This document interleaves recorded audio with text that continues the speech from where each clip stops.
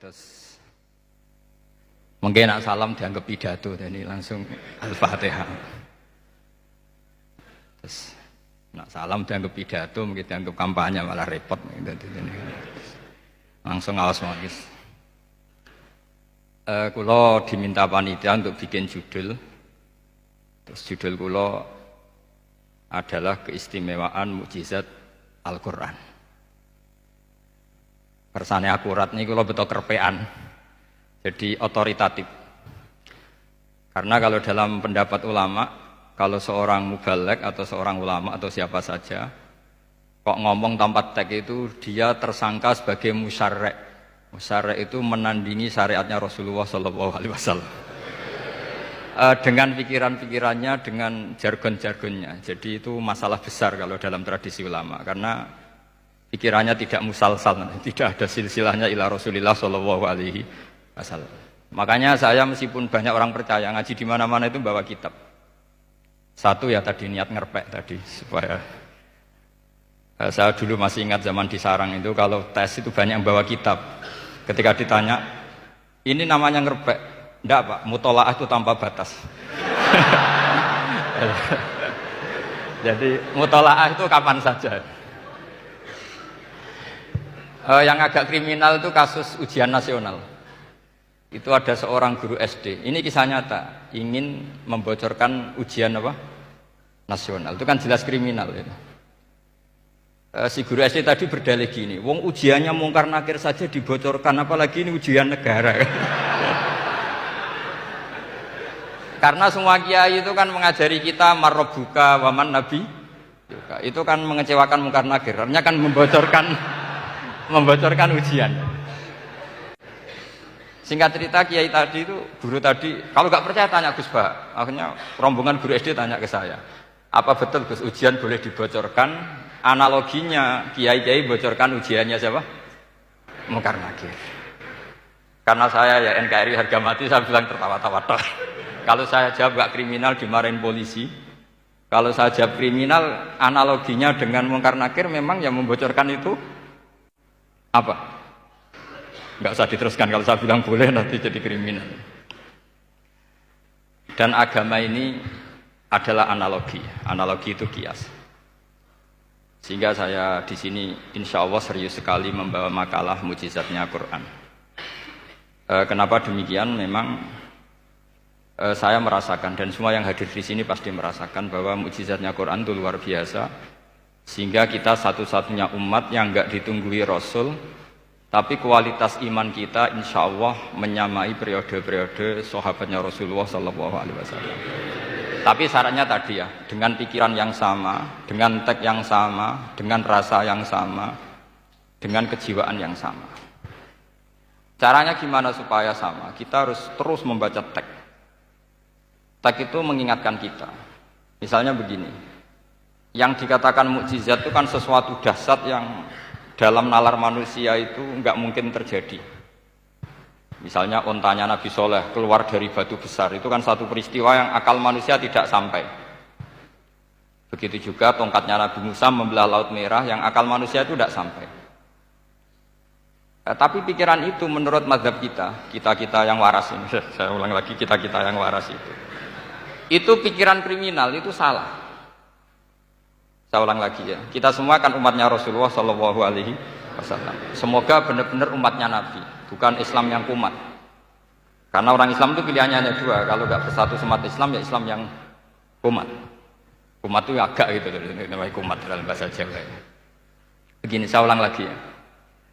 Yang dikatakan mukjizat itu amrun khariqun lil adat, sesuatu yang luar biasa. Kemudian dalam tanda kutip yang manusia itu tidak mampu. Sehingga itu dikatakan mukjizat, seperti tongkatnya Nabi Musa dan untanya Nabi Nuh yang keluar dari batu besar. Kalau kalian ingin jadi wali, pikiran seperti itu udah akan jadi wali. Gagal itu di KPU gagal. Jadi nggak usah sampai MK, di KPU sudah gagal. Kenapa demikian? Pertanyaannya begini. Memangnya sesuatu yang wajar kita lihat keseharian itu dalam kemampuan manusia? Saya ulang lagi, memangnya sesuatu yang biasa saja, yang normal saja itu dalam kemampuan Manusia enggak juga kan? Manusia bisa enggak bikin unta? Yang wajar saja, yang lewat indukan. Bisa enggak? Enggak kan? Manusia bisa bikin laut enggak? Enggak kan? Jadi kalau mukjizat itu dengan definisi sesuatu yang manusia tidak mampu, memangnya keseharian alam ini manusia mampu? Enggak juga kan? Nah, karena agama Islam dengan logika itu, Rasulullah Shallallahu Alaihi Wasallam menolak mukjizat yang seperti itu. Ya, menolak mukjizat yang seperti itu. Makanya saya bilang pikiran pertama tadi itu kriminal, karena itu ditolak oleh Rasulullah Shallallahu Alaihi Wasallam. Karena ya itu tadi, kalau itu dituruti, lama-lama kita tidak tahu kedahsyatan ciptaan Allah keseharian. Makanya ketika Rasulullah diminta laula utiya mislama utiya Musa, ya Muhammad itu punya mukjizat kayak tongkat Nabi Musa. Kasolihin Nuh, kasolihi Soleh. Apa karena koti apa? Soleh. Sebagaimana untanya Nabi Soleh. Apa jawabnya Allah? Wa ma min dabatin fil ardi wala ta'iri yatiru bi janahihi illa umamun amsalukum. Bagian dijawab inna fi khalqis samawati wal ardi wa ikhtilafil laili wan nahar sampai saat terusnya wa tasrifir riyah saat terusnya la ayatil liqaumi yaqilun. Karena logika yang terbangun begini. Dan ini saya ulang lagi, ini syarat utama jadi wali. Ini masih satu poin. Nanti ACC-nya nunggu ketua-ketuanya. Tapi kamu jangan bayangkan wali itu kayak Sunan Kudus tunda. Jadi kalau kamu jadi wali itu maknanya kullu mukminin waliyullah itu diikhyakan banyak. Setiap mukmin itu walinya Allah. Tapi maknanya gini, waliyullah itu wong sing disakeni Allah itu. Jadi enggak usah dimaknani kekasih Allah. Ya. Jadi karena dalam bahasa Arab itu waliyul yatim adalah orang yang kasihan sama anak yatim sehingga diurus segala keperluannya. Perempuan yang perawan punya bapak namanya apa? Wali. Artinya si bapak sayang sama putrinya disebut apa? Wali. Jadi nanti kalau kamu jadi wali dengan makna yang tadi kullu mukminin waliyullah. Setiap mukmin adalah orang yang dikasihani Allah. Dan insya Allah semua kita masuk, paham ya? Ya enggak wali songo itu baru maknanya waliyullah sing disayang Allah. Kayaknya kita belum daftar yang ke situ nanti itu. Ada urutannya. Saya ulang lagi ya. Kalau kita mengakui kudrohnya Allah nunggu mukjizat, yaitu nunggu tongkatnya Nabi Musa membelah Laut Merah, nunggu ada unta keluar dari batu. Maka itu kecelakaan besar dalam tauhid, kecelakaan besar dalam kesaksian kudratullah. Kenapa? Karena alam yang kita lihat keseharian juga tidak dalam kemampuan kita. Alam yang kita lihat keseharian juga tidak dalam kemampuan kita. Misalnya begini, kalau kamu melihat nyamuk, itu pertama Quran turun tentang nyamuk, itu orang munafik komentar, wah Tuhannya Muhammad kurangan stok, sampai contoh saja hanya seekor nyamuk. Tapi apa kata Allah? Inna Allaha la yastahi ayyadriba masalam ma ba'udatan fama fawqa. Nyamuk itu bukan sekedar kecilnya. Tidak usah kamu bikin nyamuk yang ada nyawanya, itu terlalu sulit. Sampean semua tak suruh bikin patungnya nyamuk. Gampang mana bikin patung nyamuk sama gajah? Tidak usah dikasih nyawa. Terus cari tatahnya itu dari mana? Orang Jepara pun tidak akan bisa. Belum nanti bentuk alat kelaminnya. Belum nanti uratnya alat kelamin. Belum nanti punya jantung, jantung punya urat. Jantungnya nyamuk juga punya kuman. Kumannya juga punya organ tubuh. Organ tubuhnya punya urat. Apa itu tidak lebih dahsyat ketimbang tontonan mukjizat yang diperagakan para nabi-nabi sebelum Rasulullah Shallallahu Alaihi Wasallam? Maka sebetulnya ketika Quran saya katakan mukjizat ila yaumil qiyamah adalah pertunjukan Allah bikin nyamuk. Innallaha la yastahi ayyadriba mathalam ma ba'ud. Itu bagi orang alim percontohan nyamuk itu lebih dahsyat ketimbang percontohan mukjizat Nabi Musa membelah Laut Merah. Juga lebih dahsyat ketimbang pertunjukan Nabi Soleh ketika mengeluarkan unta dari apa? Batu. Dong, jelas nih. Maka umat Rasulullah terutama ulamanya harus ngomong seperti ini terus. Dengan cerita seperti ini maka Quran jauh lebih dahsyat. Makanya mukjizatnya Quran tanpa apa? Batas. Jelas ya. Makanya kita harus bertobat secara masif, mengatakan kedahsyatan adalah nunggu sesuatu yang khariqun lil adat. Bahwa yang kita lihat keseharian adalah semua di luar kemampuan kita. Lah kita ini kan keliru, yaitu tadi, wah onta keluar dari apa? Batu. Laut Merah terbelah, ini dahsyat, manusia tidak akan mampu. Memangnya manusia pernah mampu bikin laut? Memangnya manusia pernah mampu bikin Nyamuk. Memangnya manusia pernah mampu bikin telur ayam? Karena keseharian seakan-akan ini tidak ayatnya Allah Ta'ala. Itu kebodohan. Makanya tidak mungkin jadi wali. Yang jenis seperti ini ya gak jadi wali. Sama tenang saja, nanti saya paling nggak sampai 1 jam karena saya tidak biasa ngaji umum. Saya mau itu karena hormati bapak saya, karena buyut saya itu orang Damaran, namanya Mbak Hafsah. Hafsah binti Maksum bin Soleh bin Asnawi Sepuh. Jadi saya ini ya turunan asli orang Kudus. Jadi saya datang tidak dalam rangka hormat jenengan, hormat bapak saya sendiri sebetulnya. Jadi jenengan tidak punya hak adami sama saya, karena saya datang tuh hormat bapak saya. Tapi saya ingin melatih iman yang benar. Saya ulang lagi, saya ingin melatih iman yang benar karena ini penting. Sehingga Allah cara menjelaskan iman itu ya inna fi khalqis samawati wal ardi. Kamu lihat saja langit dan bumi. Seterusnya sampai waqtilafil laili wan nahar sampai wal fulkil lati tajri fil bahri terus sampai wa tasrifir riyah. Ini semua tontonan yang kita lihat semuanya di luar kemampuan kita. Itu tadi contoh paling gampang nyamuk kayak apa? Apapun profesornya seseorang apa bisa bikin nyamuk? Tidak usah yang bernyawa, patungnya saja. Coba nyamuk itu punya organ tubuh enggak? Punya. Organnya ada kumannya enggak? Ada. Alat kelaminnya ada bolongannya enggak kira-kira? Ada. Kayak apa sulitnya? Jadi andaikan saya ke umatnya Nabi Musa terus bengkei lah sama Nabi Musa. Ini gue, Nabi Musa keren, punya tongkat. Saya akan bilang Rasulullah lebih keren karena punya Quran. Anda di sini makna kenapa mukjizatnya Quran dikatakan afdolul mukjizat. Mukjizat paling keren, paling hebat. Karena menjadikan manusia punya nalar yang lebih objektif. Artinya lebih objektif, kenapa kita hanya kagum dengan sesuatu yang dahsyat? Dengan alasan kita tidak mampu. Memangnya dengan hal-hal yang keseharian kita mampu? Tidak juga kan? Jelas ya? Mohon bener nih ya? Mohon bener di mana ini? Mohon gini malam selai didandani bareng-bareng. Mohon bener ya? Sehingga iman di era Rasulullah SAW itu gak lagi butuh sesuatu yang khariqun lil. Kedua pertimbangannya Rasulullah Muhammad SAW, mukjizat yang khariqun lil adat itu resikonya lebih tinggi untuk tidak abadi. Nanti saya bacakan takbirnya. Misalnya tongkatnya Nabi Musa itu hanya disaksikan oleh orang yang di era itu pun yang kebetulan menyaksikan. Saya ulang lagi ya, resiko mukjizat mahsusah istilahnya, mukjizat yang bisa dilihat dengan indera itu resikonya hanya dilihat orang yang di saat itu menyaksikan. Gimana? Ini prosedur. Agak gaul nih. Nggih peci, mboten. Terus gimana? Oke. Saya teruskan lagi ya. Niki mau normal nih. Mboten kebanteran nih. Mboten kebanteran nih.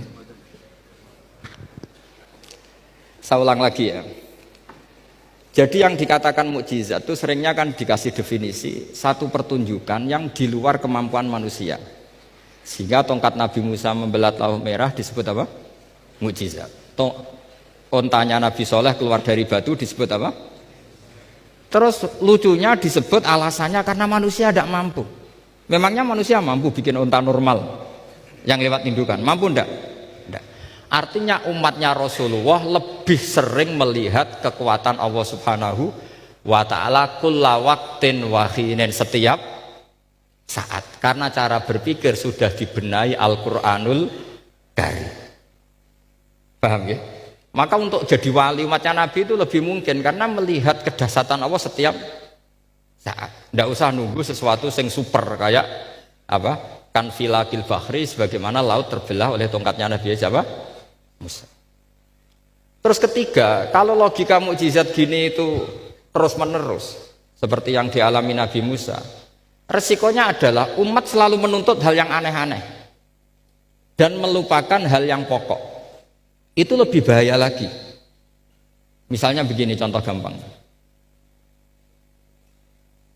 kita ini hidup di bumi setelah sampean belajar ilmu falak atau astronomi atau belajar geologi, planet yang sebesar ini apa, semuanya itu sudah maha dahsyat. Gara-gara kita berpikir butuh kejadian yang aneh, ya gara-gara ingin kejadian yang aneh, mungkin lama-lama Anda ingin cari model hewan yang kepalanya itu di pantat. baru percaya kudrohnya Allah. Lama-lama kamu jadi dukun, seneng ular yang berkepala manusia, itu baru dasar. Nanti menjadi klinik. Makanya kritiknya ulama, mukjizat itu tidak perlu dituruti. Karena kalau dituruti itu bahaya bagi kelangsungan kenormalan kita. Makanya kata Abdul Hamid Khan, termasuk kitab yang saya kagumi, kata beliau begini, yang menjadikan orang kafir adalah dia nganggep kudrohnya Allah Ta'ala itu bergantung sesuatu yang dasar. Dia nggak sadar bahwa keseharian dalam hidupnya semuanya pertunjukan kudrohnya Allah Subhanahu wa Ta'ala. Kayak tadi, saya contohkan nyamuk tadi. Inna woha la yastahi ayyadriba masalam ma. Terusannya ba'udotan fama foko. Kayak apa susahnya bikin nyamuk? Sudah kecil, punya alat kelamin, punya organ, punya urat. Lalu dalam tubuhnya juga ada kuman, kumannya juga berorgan. Kebayang nggak Anda bikin seperti itu? Enggak. Dasar mana dengan tongkatnya Nabi Musa? Sama-sama berstatus kita tidak mampu sama sekali. Dasar mana? Sama kan? Nah, itu yang diinginkan Rasulullah Shallallahu Alaihi Wasallam, dan Al-Quran menggiring kita cara berpikir begitu terus. Sehingga Quran cukup menghentikan wa ma min dabbatin fil ardi wala ta'iri yatiru bi janahaihi illa umamun amsalukum. Sebetulnya burung yang setiap hari terbang, yang setiap hari lewat Anda, itu semuanya bukti kekuasaan Allah Subhanahu wa Ta'ala. Tidak usah nunggu kejadian-kejadian super dahsyat. Terus keempat, korbannya para kiai, termasuk saya. Jadi nanti kalau saya tidak bisa haji terbang, wah tidak kiai, tidak bisa terbang. Tidak bisa kayak Harry N. Potter misalnya gitu, tidak bisa kayak Harry. Jadi nanti kiai juga dituntut gitu, bisa terbang kayak Aladin. Jadi nanti repot. Semua kebenaran agama bergantung pimpinannya ini punya kedasatan itu. Akhirnya celakanya apa? Ada orang yang pura-pura dasar tapi penipu, kayak kasusnya Dimas Kanjeng. Oh nggih. Mboten apa-apa, sing penting ini lancar mon. Nggih, nggih.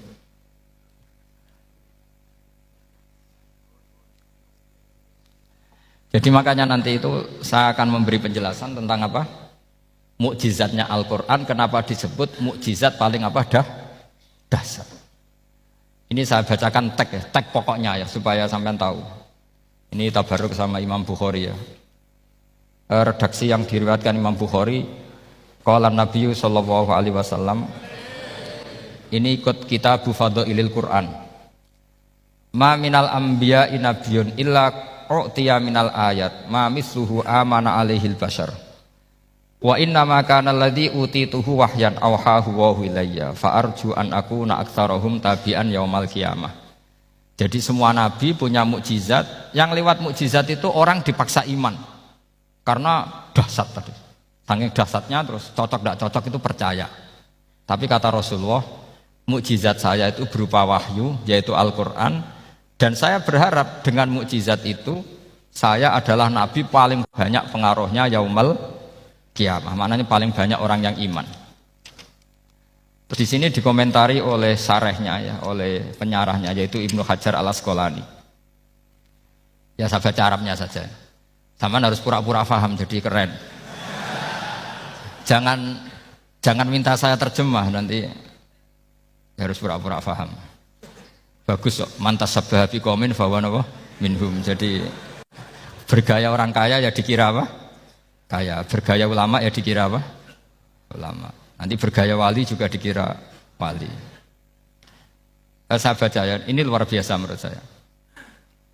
Al makna annal mu'jizati al madiyata kanat khissiyatan tusyahadu bil absor kana qoti soleh wa asa Musa. Wa mu'jizatul Qur'ani tusyahadu bil basirah. Jadi kayak tadi, kedasatan tongkat Musa itu karena apa? Laut kok bisa dibelah sebuah tongkat? Itu aneh. Kalau maknanya aneh adalah di luar kemampuan manusia, nyamuk lebih aneh. Kayak apa susahnya bikin organ apa? Nyamuk yang sekecil itu. Artinya bedanya apa? Tongkatnya Nabi Musa dengan pertunjukan nyamuk yang sama-sama mengarah satu titik, yaitu mengakui absolutisme kudrahnya Allah Subhanahu.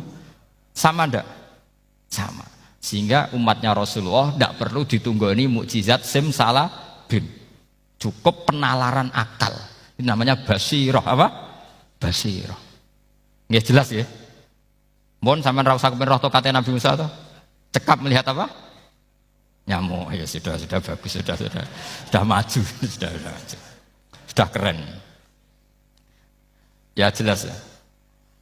Li'annal ladzi yushahadu bi ainir ra'si yang qaridu binqiradi musyahidihi walladzi yushahadu bi ainil aqli baqin yushahiduhu kullu man jaa ba'dal awali mustamirron. Sesuatu yang dipertontonkan lewat sesuatu yang fisik kayak tongkat Nabi Musa, itu yang percaya langsung tentu yang melihat. Setelah itu ada yang percaya, ada yang enggak. Bisa saja itu hoax, bisa saja macam-macam. Tentu yang enggak percaya tentu salah, ya kita sepakat. Tapi tetap saja yang enggak menyaksikan itu bisa saja enggak percaya. Paham ya? Tapi logika kedahsyatan nyamuk, siapapun yang punya nalar percaya. Artinya giringan Al-Quran untuk melihat mukjizat itu kedahsyatan Allah bikin nyamuk itu abadi ila yaumil kiamah. Dan siapapun yang waras akan ikrar dan tetap menyaksikan. Karena insya Allah ada nyamuk terus ila yaumil kiamah. Itu kan teman tidur kita. Makanya kamu kompromi dengan nyamuk. Sekali-kali jangan dicablek. Ini ayatnya Allah. Ya bila perlu dicium, dilus-lus gitu. Karena saya yakin yang hadir di sini andekan melihat tongkatnya Nabi Musa kira-kira dilus-lus enggak? Kira-kira? Andekan loh, kamu punya kesempatan melihat tongkatnya Nabi Musa, gimana? Dilus-lus, dikai mori, dikai kembang 7 taman, kan gitu. Tapi kenapa nyamuk enggak kamu begitukan? Toh sama-sama ini ayatnya Allah yang luar biasa. Makanya ini ngaji di sini saya ulang lagi, sama ndak perlu merasa punya hak adami sama saya, karena saya memang buyut saya kandung itu orang Gamaran, namanya Mbah Hafsah. Hafsah itu binti Maksum bin Soleh bin Asnawi Sepuh. Jadi saya ini termasuk turunan beliau yang keluar dari Kudus di Rembang. Karena mbah saya kandung itu sepupunya Mbah Sahal, ya sama Mbah Sahal, ibunya Badiah. Badiah ya putrinya Mbah Hafsah ini. Kalau ibu saya namanya Sofiyah, ya putrinya Mbah Hafsah ini. Jadi kenapa saya cerita ini, ya memang Quran sudah terang-terangan ngendikan dzurriyatam ba'duhan apa mimbat. Jadi kekuatan dzurriyah itu luar biasa. Jadi kita menjaga harkat dan martabat para leluhur supaya ilmu ini terjaga. Jangan marisi gayane tok, bae alim terus putune pedita-pediti gak alim terus gak keren, menurut saya itu malu itu. Jadi marisi itu ya kalau putunya orang alim ya alimnya, jangan marisi mulyane. Nggak orang alim terus mulya tok gelem dicucup, itu gak keren menurut saya. Niru alimnya dulu baru sama-sama dicucup, itu baru betul, Pak. Jadi ada aturannya. Saya teruskan. Sehingga Quran kalau menggiring mukjizat, ketika Rasulullah SAW dituntut kafir Mekah, kita tahu kan mereka nuntut apa misalnya? Lan nu'mina laka hatta tafjura lana minal ardi napa yam bu'a au takuna laka jannatum min nakhili wa inabin fatufajjiral anharu khilalaha napa tafsira au tusqitas samaa kama zamta alaina kisafan au ta'tiya billahi wal malaikati qabila au yakuna laka baitum min zuhrufin au tarqa sama. Masih mereka bilang gini, walan nu'mina liruqiyika hatta tunzila alaina kitaban naqra'u. Mereka nuntut tuh, Muhammad saya percaya kamu Rasul, tapi syaratnya Mekah yang tandus sulap jadi kota yang subur makmur, menjadi jannat subur makmur. Atau begini saja Muhammad, kalau kamu gelo sama saya mangkel karena kita ada iman, turunkan saja azab, kisafam minas sama, turunkan saja azab. Atau begini Muhammad, kamu kan bilang utusan Allah, kamu datang saja bersama Allah digandeng gitu, digandeng terus sama Allah diangkat tangan kamu, dimaklumatkan kalau kamu Rasulnya. Au ta'tiya billahi wal malaikati qabila. Karena mereka dengan logika yang salah, yang dikatakan mukjizat itu sesuatu yang seperti itu. Artinya kalau kamu berpikir mukjizat yang seperti itu, berarti Anda turunan kafir Quraisy. Anda turunan apa? Kafir Quraisy. Maka gak boleh berpikir mukjizat seperti itu. Nyatanya Allah cukup menjawab dengan ayat wa ma min dabatin fil ardi wala ta'iri yatiru bi janahihi illa umamun amsalukum. Dijawab lagi inna fi khalqis samawati wal ardi waqtilafil laili wan nahar wal fulkil lati tajri fil bahr sak teruse la ayatil liqaumi yakin. Semudah itu kita iman kedahsyatan kudrahnya Allah. Cukup melihat kerbau. Kok bisa ya jaga populasinya? Padahal tidak pernah dia seminar cara jaga populasi. Nyatanya tetap terjaga. Tanpa lamaran ya bisa jaga keturunannya. Tanpa sesar ya anaknya lancar. Tanpa sesar kan? Artinya mereka bisa. Karena di sini ada kudratullah. Ada apa? Ada kudratullah. Nah, kalau iman seperti itu, Anda baru betul. Yaitu yang disebut Allah ya tanazzalul amru bainahunna lita'lamu annallaha ala kulli syai'in qadir wa annallaha qad ahata bikulli syai'in ilma. Semua urusan di alam raya ini hanya Allah ingin mempertontonkan bahwa saya kuasa. Jadi tidak perlu nunggu yang aneh-aneh. Sehingga andaikan saya ketemu Nabi Musa dan ketemu Rasulullah Muhammad SAW, pasti saya milih Nabi Muhammad sebagai ketua. Karena Nabi Muhammad yang bikin sarana iman dengan sarana yang seluas-luasnya, dan sarana ini tidak habis dan ada di mana saja, yaitu sarana ikrar bahwa Allah kudroh dan kudrohnya tanpa batas. Nabi bikin sarana apa saja, melihat langit, bumi, lautan, nyamuk, hewan, semuanya sarana untuk ikrar kudrohnya Allah Subhanahu wa ta'ala. Sementara Nabi Musa mempertontonkan hanya nunggu mukjizat sing khariqun lil adat. Paham ya? Makanya wajar kalau Nabi bergelar Afdolul Ambiya Sayyidul Awwalin wal Akhirin. Karena memang lebih efektif cara menggiring supaya orang iman. Sekarang sudah tahu kenapa Nabi jadi Sayyidul Awwalin wal Akhirin? Sudah. Mungkin kemarin-kemarin tahu tapi gak tahu logikanya. Pokok iman. Selewat ke musola ngaji iman. Itu iman yang kurang betul itu, karena tanpa nadzor. Itu namanya taklid yang statusnya mukhtalaf alaih, masih disidangkan di MK, paham ya? Iman. Jadi iman taklid itu iman yang masih disidangkan oleh para ulama. Ada hakim yang bilang sah, ada hakim bilang tidak sah.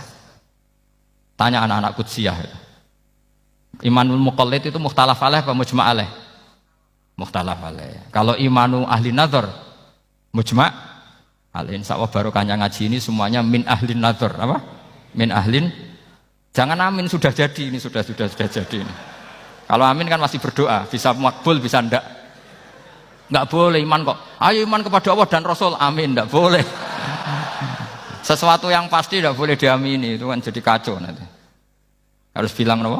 Sami'na wa ta'na. Nanti lama-lama kamu disuruh Allah, ayo sholat, amin. Ndak boleh, jadi amin itu ada itu. Ada aturannya. Tapi bukan berarti saya nyalahkan jenengan, enggak. Ya memang salah gitu. Jadi enggak usah disanya, memang statusnya salah. Ya saya ulang lagi ya. Berarti Rasulullah adalah Rasul yang sukses membuat sarana orang kembali ke Allah, mengakui kudrohnya Allah dengan sarana apa saja. Melihat rumput, melihat hewan, dan hewan itu ya apa saja. Dabah itu apa saja. Hewan yang melata di bumi apa saja, semua bukti kudrohnya Allah. Bahkan Rasulullah sukses membiarkan umatnya enggak ditunggui beliau tetap iman. Mergo ditunggui konsep sing super, ngene kok Al-Qur'anul Karim. Jelas ya? Tapi caranya memahami ya seperti yang saya terangkan ini. Ya saya baca lagi ya, yang jadi annal mu'jizati, pakai jama' mu'annas salim, annal mu'jizati al-madiyata, mukjizat-mukjizat yang sudah kelewat itu kanat khisyatan, bersifat fisik, tusyahadu bil absor, hanya bisa dilihat dengan mata kepala, karena qoti soleh wa aso Musa, wa mu'jizatul Qur'ani tusyahadu bil basirah. Sementara mukjizatnya Quran disaksikan dengan mata hati, dan setiap orang punya mata hati. Fayakunu man yattabi'uhu li ajliha aksar. Li annal ladzi yusyahadu bi ainir ra'si yang qaridu bin qiradi musyahidihi. Walladzi yusyahadu bi ainil aqli baqin yusyahiduhu kullu man jaa ba'dal awal mustamirron. Sesuatu yang dilihat dengan mata kepala Setelah para saksi ini meninggal, maka setelahnya mencari-cari, bisa percaya, bisa enggak. Tapi mukjizat yang disaksikan mata hati, siapapun percaya dan sampai ila yaumil kiamat. Dan tentu Quran lebih unggul dalam hal ini. Dan insya Allah kita semua adalah ahli Quran. Yaitu harus punya kesimpulan falamma tabayyana lahu qala a'lamu annallaha ala kulli syai'in qadir. Sebagian ayat wa li ta'lamu annallaha ala kulli syai'in qadir wa annallaha qad ahata bi kulli syai'in ilma. Itu kenapa mukjizat Al-Qur'an dasar. Itu yang gampang-gampang ya, melihat nyamuk, unta, kerbau itu yang gampang. Anda tak naikkan kelas sedikit menjadi agak ilmiah. Misalnya begini, kamu ahli falak. Misalnya kayak Batu Rehan ya. Itu pasti tahu kalau matahari dan rembulan dibikin Allah itu asyamsu wal qamaru bi husban. Bahwa matahari dan rembulan dibikin ini untuk hisab. Walladzi ja'ala asy-syamsa diya'a wal qamara nuran wa qaddarahu manazila li ta'lamu 'adada sinina wal hisab. Sehingga ketika ternyata betul Samsiyah bisa dihitung menjadi tahun Samsiyah yang oleh bahasa milenial disebut Masihiyah. Sayyidina Umar agak tersinggung. Sebetulnya yang namanya hisab itu tidak ada hubungannya dengan Masehi dan Hijriyah, itu tidak ada. Semua berdasar matahari atau apa? Rembulan. Lah sialnya yang Samsiyah ini oleh bahasa internasional disebut apa? Masihiyah. Makanya Sayyidina Umar marah terus bilang ya sudah kalau gitu Qamariyah bikin apa? Hijriyah. Jadi itu sebenarnya nama politik.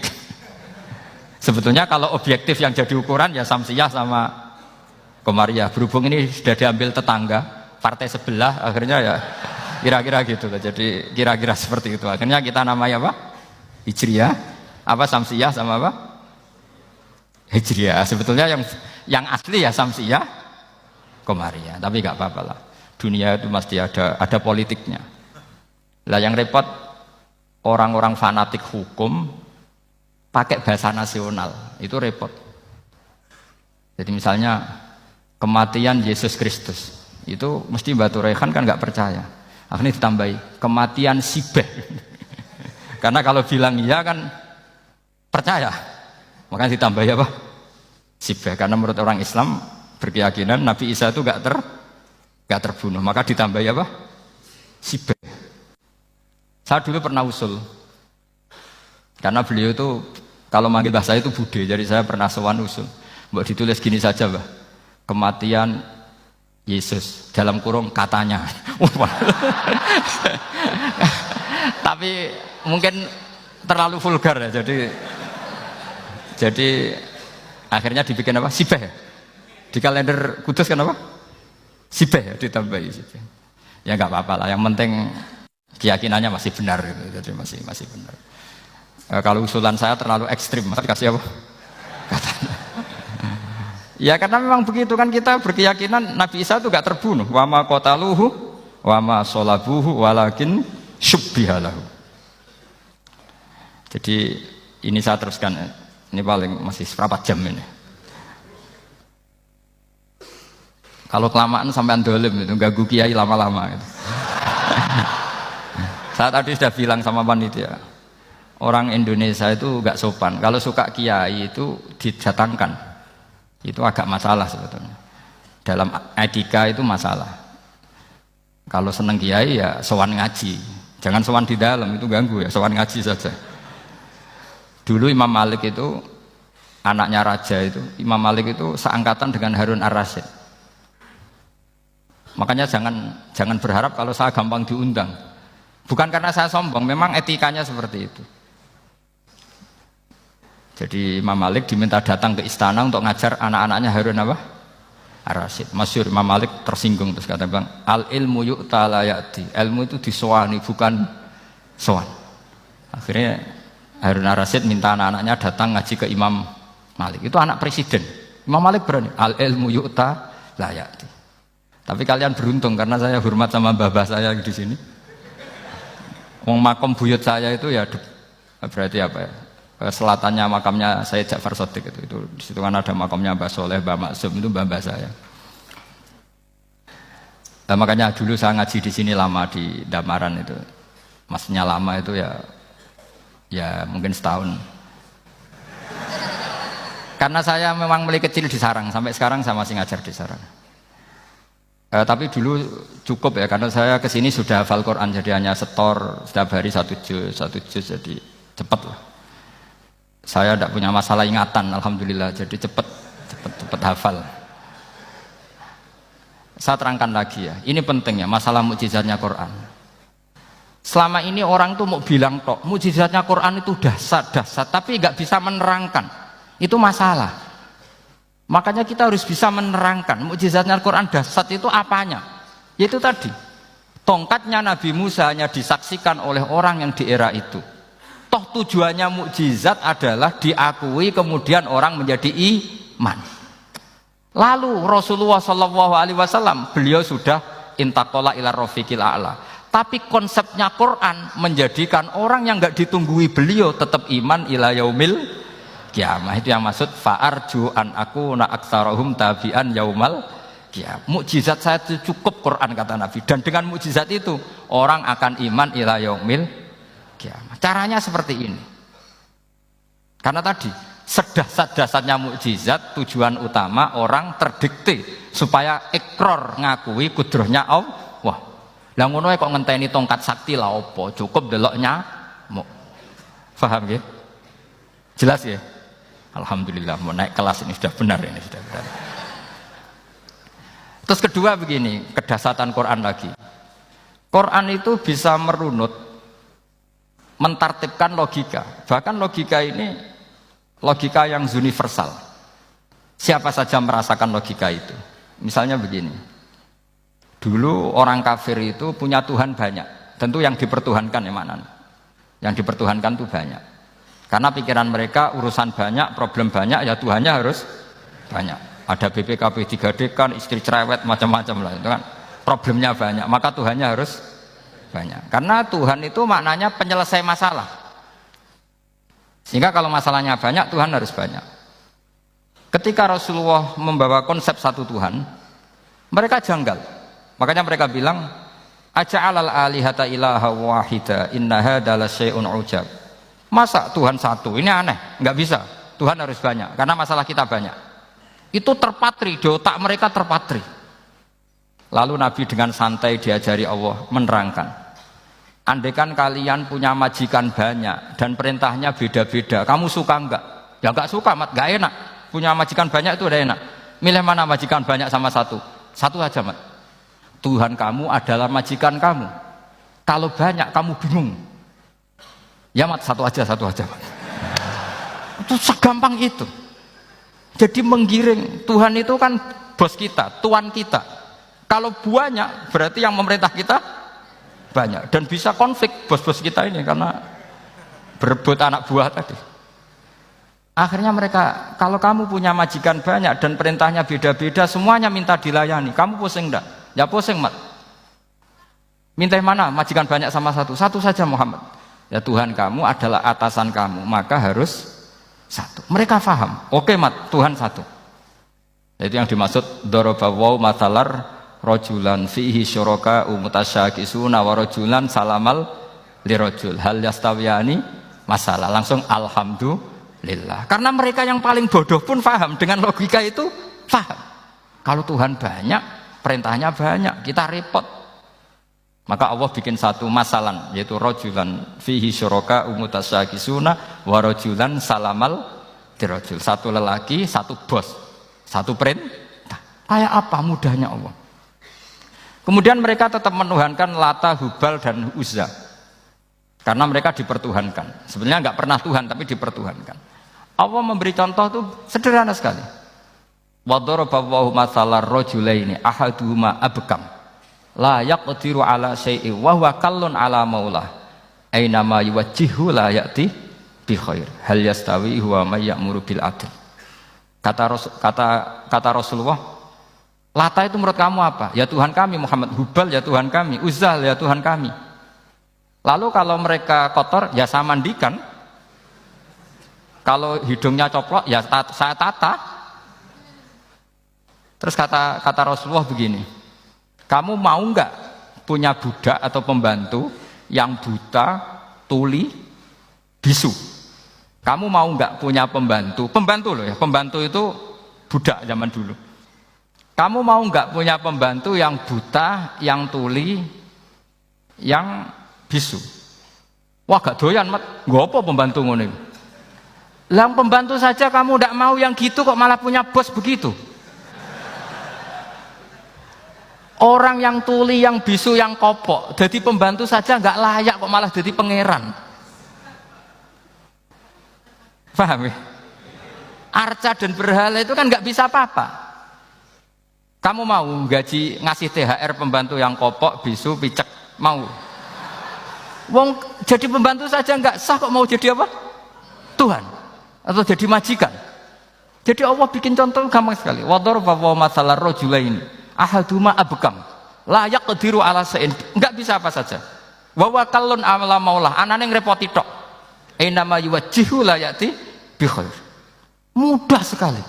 Akhirnya mereka berbondong-bondong iman karena logikanya ditata oleh logika Al-Qur'an.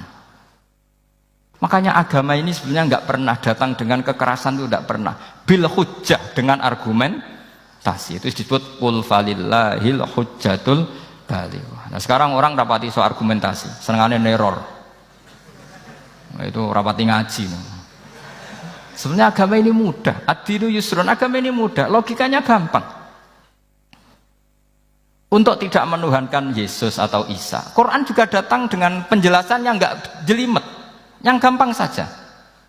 Kata Allah, mal masih ibnu Maryam illa rasul qad khalas min qablihir rusul wa ummuhu siddiqah kana yakulanit ta'am. Kok arani pangeran piye? Nek mangan ya lesu. Kamu kebayang nggak misalnya punya Tuhan terus mbok gratisi pas marung. Terus kamu bangga, alhamdulillah tadi habis ngratisi Tuhan. Tadi kelihatannya kelaparan, tak gratisi, senangnya bukan main. Kamu mau punya Tuhan yang seperti itu? Mau? Nggak mau kan?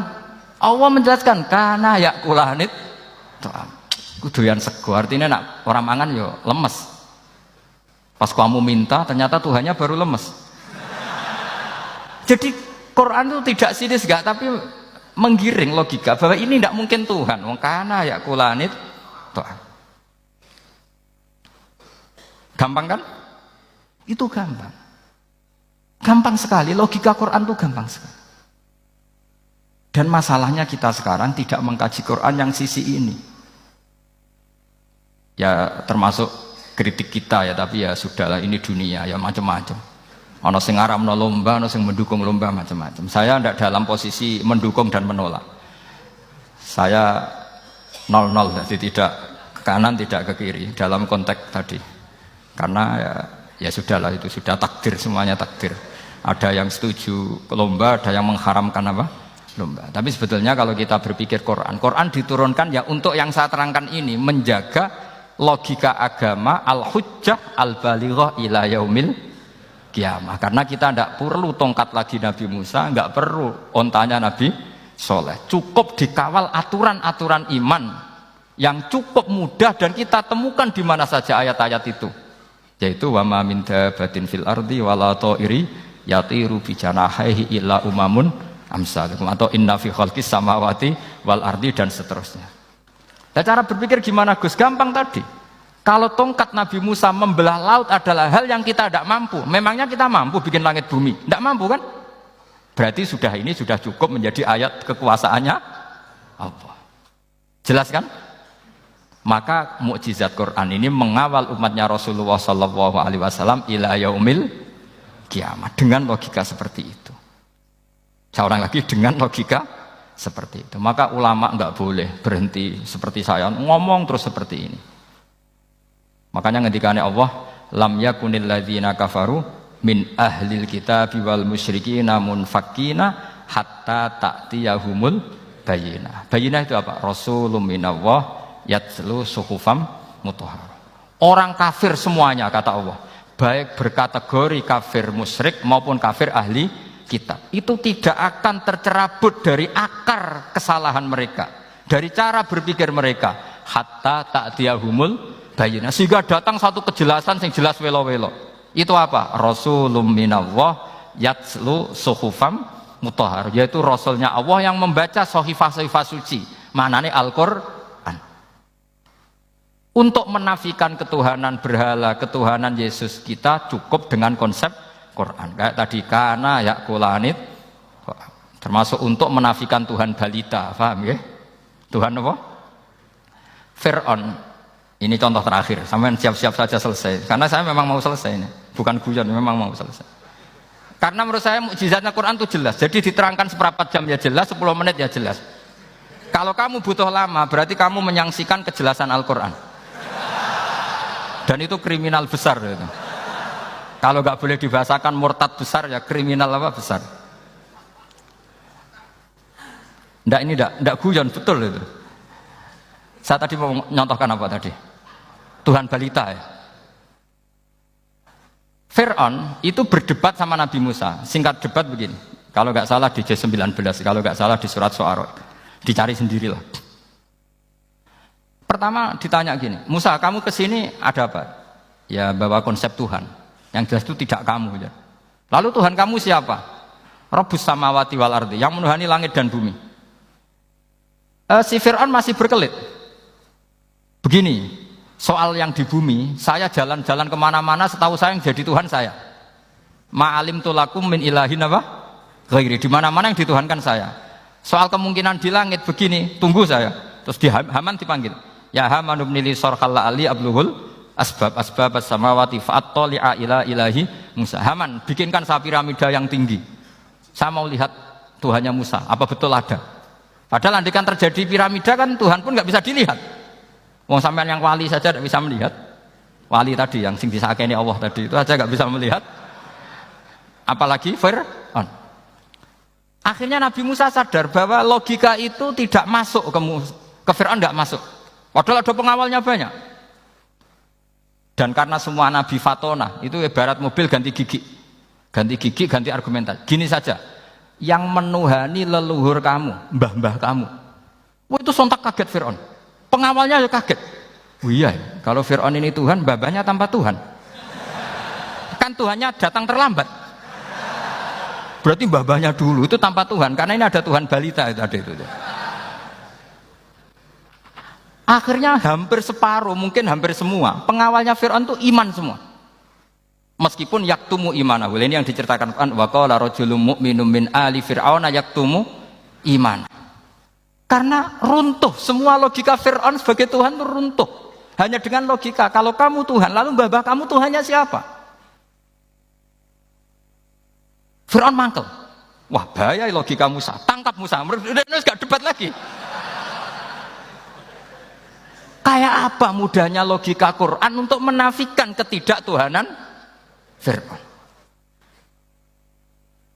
Yaitu mengatakan Rabbukum wa Rabbu abaikumul awwali. Karena dikatakan Tuhan langit, Fir'aun masih berkelit. Nanti dulu, saya mau bikin piramida. Mau saya lihat ada enggak Tuhan kamu. Nabi Musa langsung genti gigi yang nuhani mbah-mbah kamu. Orang kan masih pikir, ini kalau Tuhan betul, lalu orang-orang dulu Tuhannya siapa? Kan Tuhannya datang terlambat. Nah itu lagi-lagi, dan kita baca Quran itu ila yaumil kiamah. Makanya tidak ada umatnya Rasulullah SAW kemudian imannya itu ada syak, nggak ada sama sekali. Karena dzalikal kitabu la raiba fihi mir rabbil alamin. Ya, mohon cekap ya. Mumpun gampang nih. Masalah sama kalau masalah. Jadi karena kebenaran Quran itu adhar wa adhar, sangat jelas. Sehingga nggak perlu butuh orasinya saya. Sebenarnya nggak perlu. Saya yakin, sampean sebelum saya terangkan ya sudah iman, sudah betul. Ini kan akal-akalan saja saya dimanfaatkan. Karena ya menurut saya itu ya sudah adharu min samsi dhahira kalau dalam bahasa Arab. Kebenaran sejati itu lebih jelas ketimbang matahari di siang hari. Karena ya tadi logika. Ya saya tambah satu contoh lagi, semoga ini selesai betul. Kemudian Quran misalnya gini, sampean tak bedai. Kamu bisa melihat itu karena apa? Ini misalnya apa? Kertas yang saya bawa ini kan kuning. Kamu bisa melihat itu karena apa? Mata kan? Nah itu masalah. Karena melihat kamu dengan mata, sekali ini tak tutupi, kamu tidak tahu.